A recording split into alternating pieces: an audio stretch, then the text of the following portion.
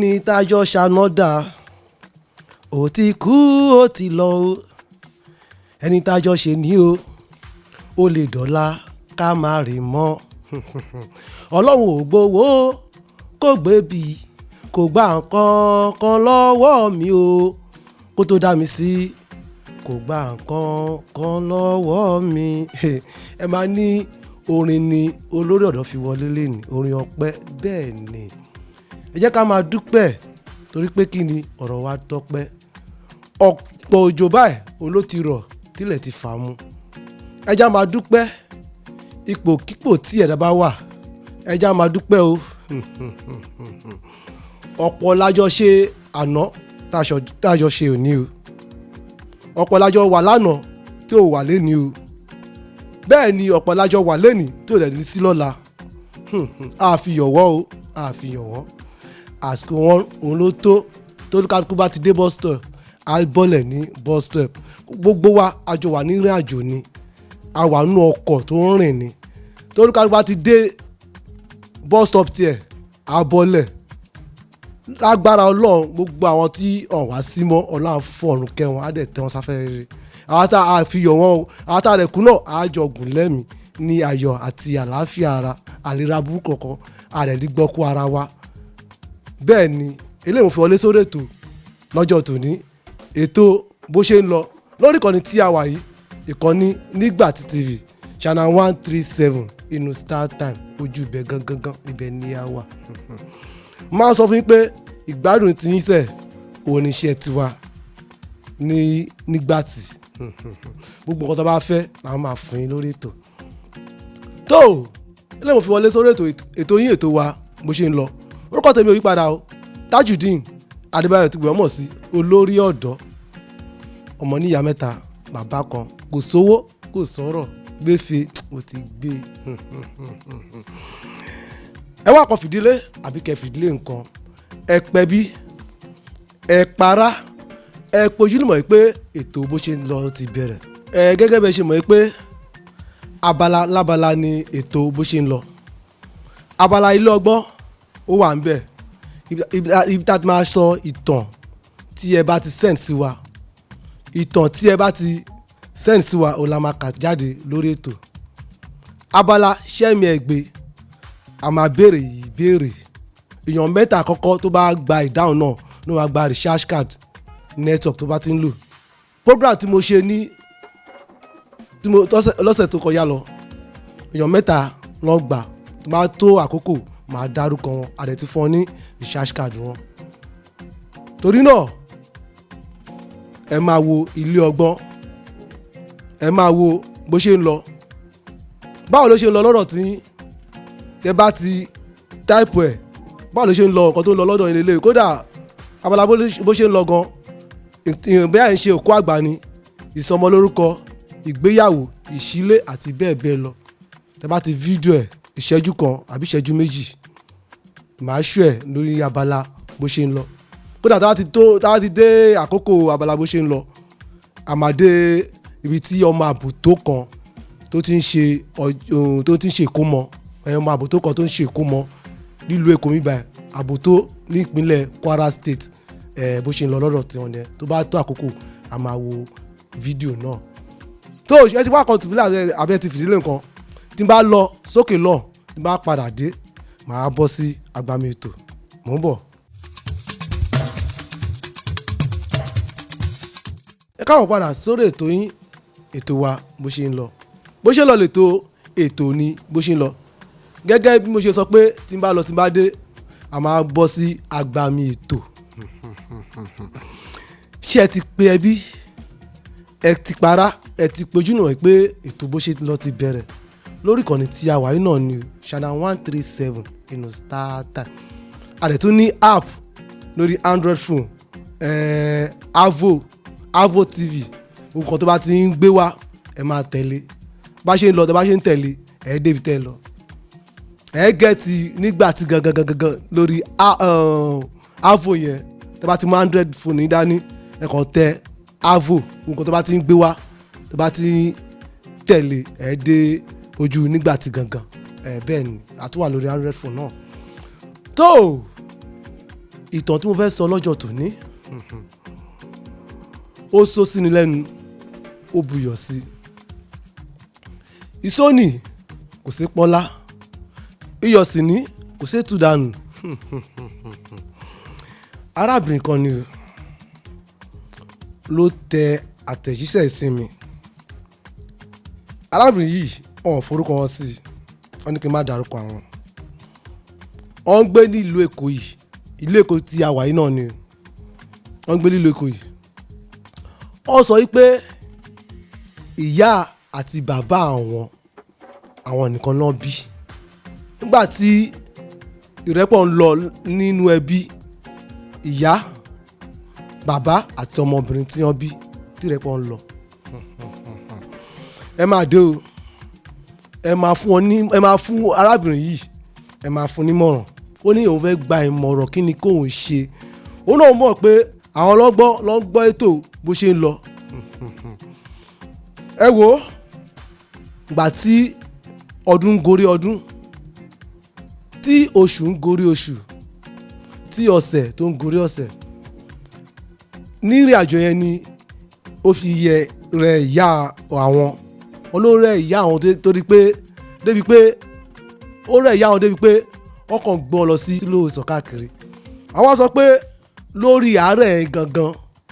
ó ní ìyá àwọn kú sí o wọ́n ní lórí àárẹ̀ gangan tó mú ìyá àwọn táwọn gbé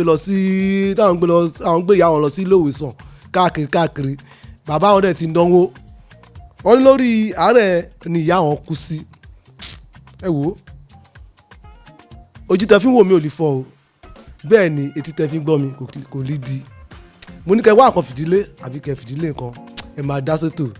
ẹ jẹ́ ń dókè lọ tí bá dé àkàtún máa bá ọ̀rọ̀ wa bọ̀.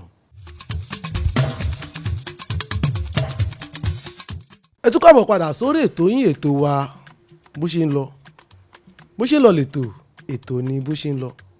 lórí ìkànnì tí a wà nínú ìkànnì NIGBATI TV channel 137 gẹ́gẹ́ bí mo ṣe sọ pé mo ní ìgbádùn yín oníṣẹ́ tiwa ìkànnì NIGBATI TV ẹ gbé ìpolówó wá sórí ètò yìí iṣẹ́ ò lẹ́ ń ṣe ṣé òṣèré ní olórin ní àyè wà ẹ máa bọ̀ ká interview yín lórí ètò ẹ wo gẹ́gẹ́ bí mo ṣe ń bọ̀rọ̀ mi bọ̀ arábìnrin sọ pé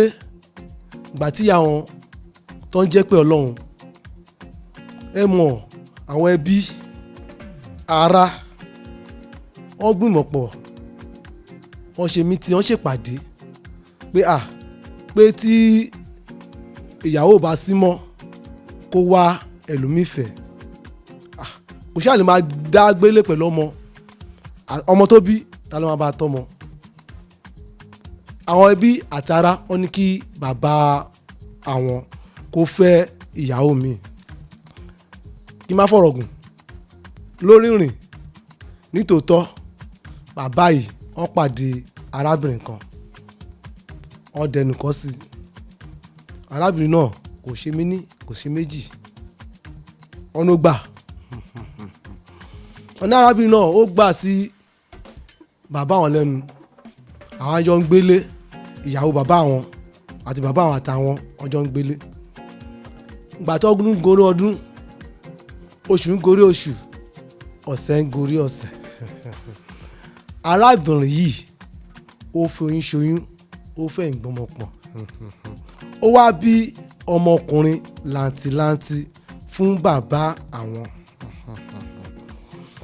ìgbà tí ọmọ náà tó ń dàgbà tó fi sí iléèwé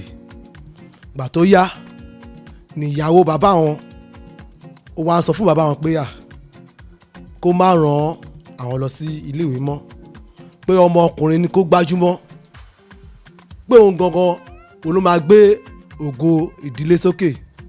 pé obìnrin á lọ sí ilé ọkọ ká má fọ̀rọ̀ gùn ọ̀ràn ọmọkùnrin yẹn ọ̀rọ̀ lọ sí iléèwé ó ka primary school ó lọ secondary school kódà ó lọ sí iléèwé gíga ẹ wo ọ̀rọ̀ pọ̀ nínú ìwé kọ́bọ̀ ètò ní bó ṣe ń lọ lẹ́tọ̀ ètò ni bó ṣe ń lọ ẹ jẹ́ n dókè lọ mò ń bọ̀ mo dé.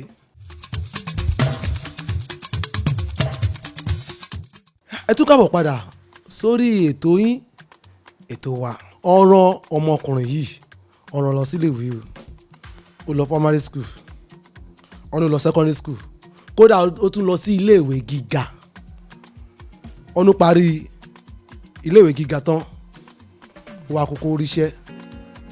ó wá ń wáṣẹ́ kiri ó wá ń wá iṣẹ́ kiri ọmọbìnrin yìí kò kú lọ sí skul mọ́ ibi tó náà ti ń rìn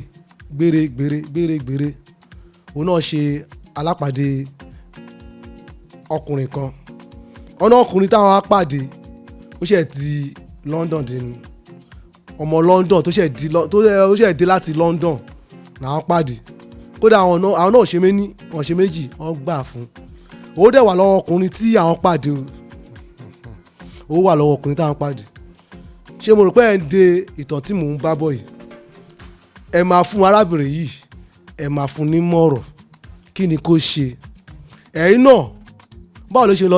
lọ́dọ̀ tẹ̀yin náà ẹ nítàn ni ìtàn tá a máa fi sọ ìtàn tá a máa fún gbogbo tá a máa sọ gbogbo àgbáyé kò gbogbo ibikíbi ló ti ń wo NIGBATI TV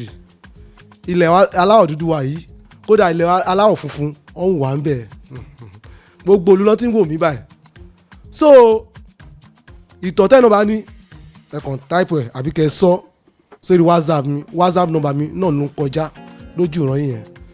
ojú tẹ́ fi wò mí ò ní fọ́ o ètí ń tẹ́ fi gbọ́ mi òkú lè dì ó ní àwọn gbà fún arákùnrin yìí ó wá fẹ́ àwọn ní iṣu lọ́kà ó ṣègbéyàwó táyé gbọ́ ọ̀run mọ̀ ìgbà tó yá kí àbúrò ẹ̀ tó yẹ pé ìyàwó bàbá ẹ̀ ló bí tó yẹ ìyàwó bàbá ẹ̀ bí fún tó jọkùnrin ìgbà tó parí iléèwé tó parí yunifásitì ẹ̀ ó máa ń wáṣẹ́ kiri ní tiẹ̀ ibi tó ti ń rìn gbèrè ó nígbà tí ó rìn débì kan ó wá jókòó sí iwájú géètì kan.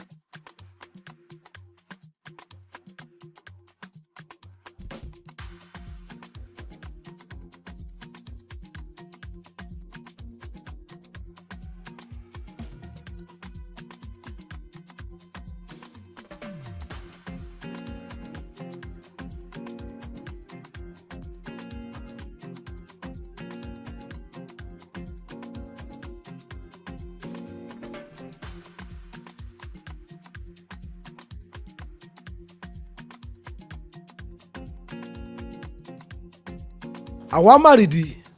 òun ni iṣẹ́ Ọlọ́run ẹni tó rò pé bí a kò lè jẹ́ nǹkan kan Olúwa padà á jẹ́ nǹkan báyìí ó ní ọkọ àwọn ó ṣàlàyé fún àwọn pé arákùnrin kan àwọn máa rí ní ẹnu géètì ọ́fíìsì àwọn pàtàwọn rẹ̀ rí táwọn béèrè táwọn interview ẹ̀ táwọn béèrè orúkọ ẹ̀ àti orúkọ bàbá ẹ̀ ó wá jẹ́ orúkọ bàbá kan náà wọ́n ní orúkọ bàbá àwọn nìyẹn àwọn tún béèrè ìlú ẹ̀ ó tún wá jẹ́ ọmọ ìlú kan náà wọn ló ga o ó dà kò sí wàhálà bí a mọ̀ orúkọ máa ń papọ̀ bó ṣe jẹ́ orúkọ kan náà sìn ẹlòmíì lè jẹ́ orúkọ kan náà ó lè máa jẹ́ Wàsíù Bọ́lágadé kẹ́lẹ́ máa jẹ́ Bọ́lágadé Wàsíù so ó máa ń wọnú ara wọn kódà tún lè jẹ́ ọmọ ìlú kan náà ó máa ń ṣẹlẹ̀ bẹ́ẹ̀ wọ́n á ní ó lè jẹ́ pé àwọn jọ jẹ́ sọ́ọ̀nì kan náà ni àwọn ẹ̀ tún jọ wá láti ìlú kan náà ká má fọ̀rọ̀ gùn ṣá ó wá tó bí oṣù kan ìyàwó ó bá ní pé ó máa lọ kí ibi táwọn ti lọ kí ọkọ àwọn ní ibi iṣẹ́ ọ́fíìsì ọkọ àwọn. Wọ́n ní bí àbúrò àwọn ṣe rí àwọn báyìí ó gbójú pamọ́. Wọ́n ní àbúrò àwọn ó gbójú pamọ́. Wọ́n ní ìgbà tí àwọn akípẹ́ arákùnrin ẹ kúṣẹ́ o, gbà tó máa gbójú sí àwọn báyìí wá di àbúrò àwọn. Ẹ wò ó jẹ́ ẹ báyìí ó wá dàbí pé kí àbúrò àwọn wọlé. Ọjọ́ náà rí bí àná páwọn pìtàn fún pé ọjọ́ náà rí bí àná kí ìyá ẹ̀ tó bí ọkùnrin yẹn tó jẹ́ àbúrò ẹ̀ tó ń fìyà jẹ àwọn kódà kò jẹ́ kí àwọn lọ sí ilé ìwé. Wọ́n wá rán wọn wá fi owó tó yẹ kí bàbá máa fi rán òun náà lọ sí ilé ìwé wọ́n wá ná lé orí òun nìkan. Wọ́n wá lọ sí yunifásitì tó fi parí yunifásitì. Ẹ wò ó ibi tá à ń lọ gangan òun la dé yìí. Wọ́n wá ní kí ni káwọn ṣe o, kí ni káwọn ṣe, kí káwọn fi oró yáró ni àbí báwo ni, káwọn lè dànù ni àbí káwọn sọ fọkàn àwọn pé kó gbà tọwọ́ tẹsẹ̀ àbí kí àwọn lè dànù pé ìyá bọ̀bọ̀ yìí ìyá ọkùnrin yìí ni kò jẹ́ káwọn ká ìwé o, páwọn ò rí ìwé ká o, kí ni káwọn ṣe báyìí. Ẹ mú ẹ̀rọ ìbánisọ̀rọ̀ yín, ibi tí ẹ̀ ń gbé, state tẹ́ bá wà, ìlú tẹ́ bá wà, nǹkan tẹ́ fẹ́ kí arábìnrin yìí ṣe. Ẹ̀rọ ìbánisọ̀rọ̀ mi ló ń lọ lójúran yẹn 08038002715 08038002715 tàbí 08021343415 08021343415 WhatsApp number mi ò nìyẹn. Ẹ kàn sọ kílẹ̀ kí obìnrin ṣe ṣé kó gba àbúrò ẹ̀ ni, ẹ ṣáà ti gbọ́ ìtàn yẹn láti bẹ̀rẹ̀, ṣé kó gba tọwọ́ tẹsẹ̀ ni àbí kó sọ fọ́kọ ẹ̀ pé kó lè tèfètèfè cause ìyá àbúrò ẹ̀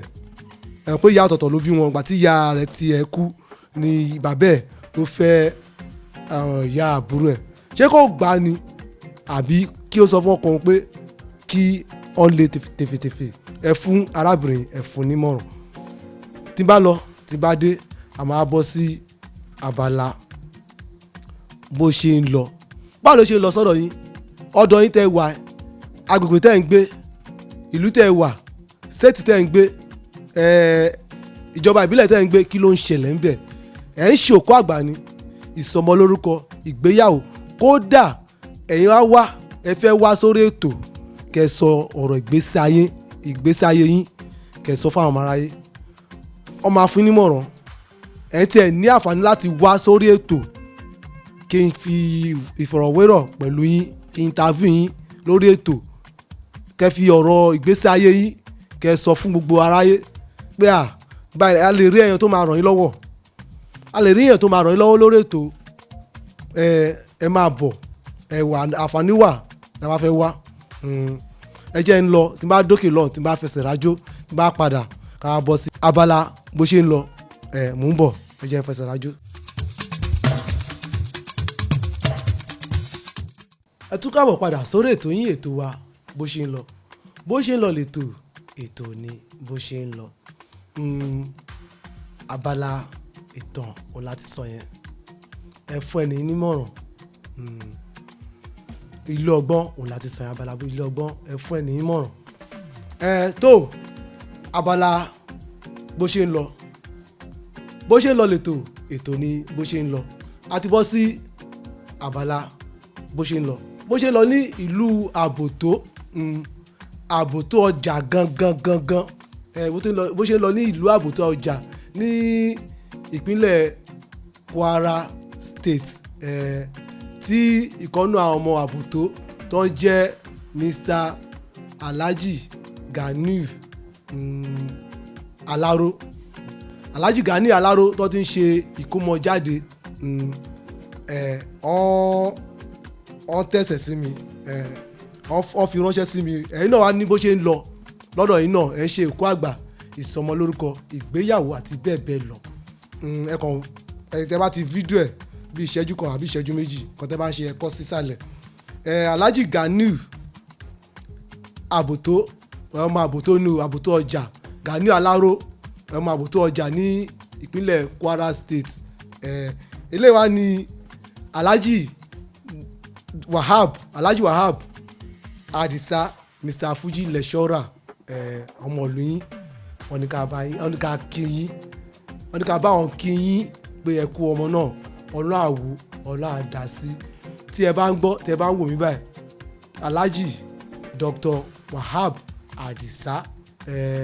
Mr. Fuji lecturer Fuji lecturer ìkìyà wà alọ́nìkà máa kí yín o alọ́nìkà kí Mr. Alhaji Ganiu Alaro ọmọ àbòtó ọjà ní ìpínlẹ̀ Kwara State. Ẹ jẹ́ ká tiẹ̀ wo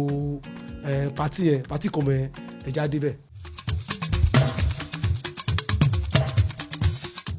bó ṣe lọ lẹ́tọ̀ ètò ni bó ṣe ń lọ òun lẹ ti rí yẹn o. báwo ló ṣe ń lọ lọ́dọ̀ tẹ̀yìn náà báwo ló ṣe ń lọ lọ́dọ̀ yín ẹ̀ ń ṣe òkú àgbà ni àbí ìsọmọlórúkọ ìgbéyàwó àbí ẹ̀ ń ṣílé gangan ni ìṣẹ́jú kan ni àbí ìṣẹ́jú méjì ẹ sẹ́ndẹ̀ sí mi kọ́tẹ́ bá ń ṣe ẹ sẹ́ndẹ̀ sí mi a máa ṣú ẹ̀ lórí ìkànnì tí a wà yín náà ni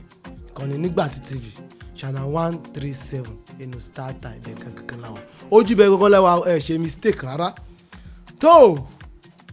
tí n bá lọ tí n bá dé a máa bọ́ sí agbára ṣẹ́mi ẹ̀gbẹ́. abala ṣẹ́mi ẹ̀gbẹ́ láti wà báyìí o tí n bá lọ mo ti sọ ìbéèrè ti ètò tèní ètò tí mo ṣe kọjá mo máa dárúkọ àwọn tó gba ìbéèrè yẹn mo ní kí ni nǹkan mẹ́ta tí o máa ń jẹ tí o rẹ̀ ń gbẹnu kọjá nǹkan mẹ́ta tí o máa ń jẹ tí o rẹ̀ ń gbẹnu kọjá bẹ́ẹ̀ ni nǹkan mẹ́ta tí o ń jẹ tí o ń gbẹnu kọjá àkọ́kọ́ èèyàn ń jẹ oyè èèyàn ń jẹ ọba ẹlànà bẹ́ẹ̀ ni èèyàn ń jẹ oyè èèyàn ń jẹ ọba ẹ̀kejì èèyàn máa ń jẹ gbèsè èèyàn máa ń jẹ gbèsè ẹ̀kẹta èèyàn máa ń jẹ ìyà kọ́ ló máa jà jẹ ìyà lágbára Ọlọ́run gbogbo ojú tó ń wò mí èmi àtẹ̀yìn àlejẹ̀yà lágbára Ọlọ́run ọ̀rọ̀ làá máa jẹ àlejẹ̀yà o èèyàn tó máa ń jẹ ìyà kọ́ ló máa jà jẹ ìyà ìbéèrè mẹ́tẹ̀ẹ̀ta nìyẹn àwọn tó wá gba ìbéèrè náà ìkan Adéníkẹ́ láti Òṣogbo wọ́n gbà dáadáa Adéníkẹ́ láti Òṣogbo wọ́n gbà Dámilọ́lá láti Èkìtì àwọn náà gbà Dámilọ́lá láti Èkìtì wọ́n gba ìbéèrè náà dáadáa Títílayọ̀ láti Ṣàngó Ọ̀tà Ògùn State Títílayọ̀ láti Ṣàngó Ọ̀tà Ògùn State wọ́n gbà dáadáa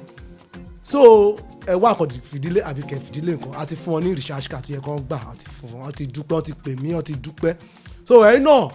abala ṣẹ́mi ẹ̀gbẹ́ tẹ́ bá ti gba ìbéèrè máa ju ìbéèrè jáde ẹ̀yin tó bá gbà èèyàn mẹ́ta àkọ́kọ́ ni o kò ṣe gbogbo yín náà máa fún o èèyàn mẹ́ta àkọ́kọ́ tó bá ti wọlé ẹ má pè mí o torí mo lè gbé kọ̀ ẹ má pè mí ẹ text mi ẹ tẹ àtẹ̀jíṣẹ́ ẹ tẹ̀ sí mi àbí kẹ́ mú fóònù yín ẹni tí ò bá lo Android phone kó tẹ àtẹ̀jíṣẹ́ kó tẹ̀ sí mi orúkọ ibi tí wọ́n wá ń gbé nǹkan ìbéèrè tí máa bí wọ́n kàn dáhùn ẹ̀ ẹni tí wọ́n bá dẹ̀ lo Android phone WhatsApp number mi ò lẹ́rìn yẹn ẹ sọ sórí Android phone yín orúkọ yín ẹ dáhùn ìbéèrè yẹn láti bo ẹ ti ń dáhùn ìbéèrè tí bá lọ tí bá dé màá sọ ìbéèrè ti ọ̀sẹ̀ yìí màá sọ ìbéèrè tọ̀sẹ̀ yìí ẹ ṣáà wá kọ̀ fìdílé àbí kẹ́ fìdílé nǹkan ẹ má pè mí o ẹ lè má flash mi ẹ̀yin tí ò bá fẹ́ kí Ọlọ́run flash ẹ Ọlọ́run ní flash wa o Ọlọ́run á pè wá direct ni ẹ pè mí àbí kẹ́ voice call fún mi pé báyìí o ẹ ṣe voice call àbí kẹ́ text mi Ọlọ́run ní flash yín o Ọlọ́run ní fi ire flash yín o Ọlọ́run á pè wá direct ni Ọlọ́run wa agbogbo lágbára Ọlọ́run àjọ dílẹ̀ lérí tí bá dókè lọ tí bá padà dé kí wọ́n á sọ ìbéèrè ti ọ̀sẹ̀ yìí mò ń bọ̀. ẹ tún káàbọ̀ padà sórí ètò yìí ètò wa bó ṣe ń lọ lẹ́tọ̀ ètò ni bó ṣe ń lọ gẹ́gẹ́ bí mo ṣe sọ mo ní ìgbádùn yín oníṣẹ́ tiwa báwo lè ṣe ń lọ lọ́dọ̀ yín ó ní ẹ mú fóònù yín sẹ̀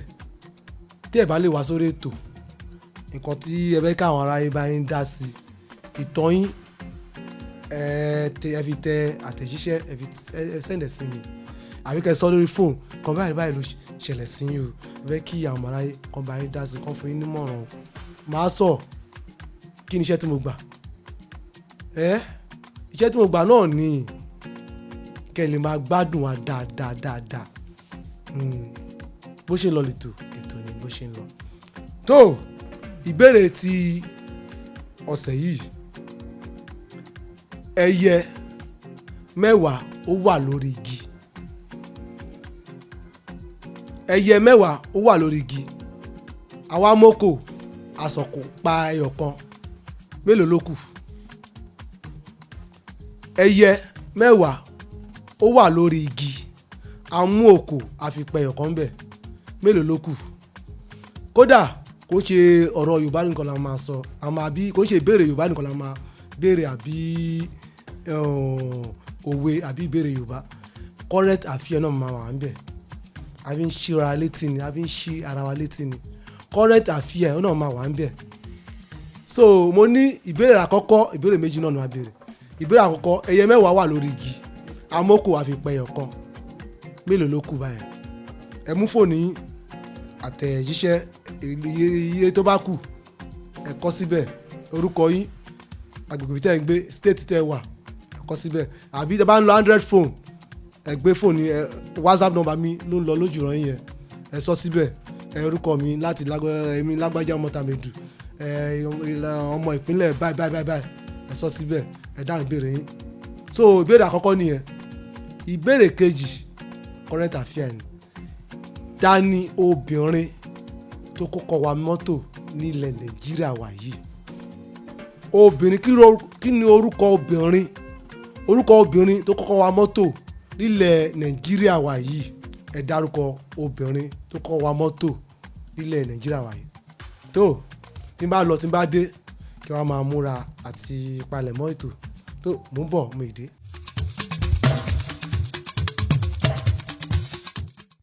Mo ti béèrè ìbéèrè tí ẹ máa dáhùn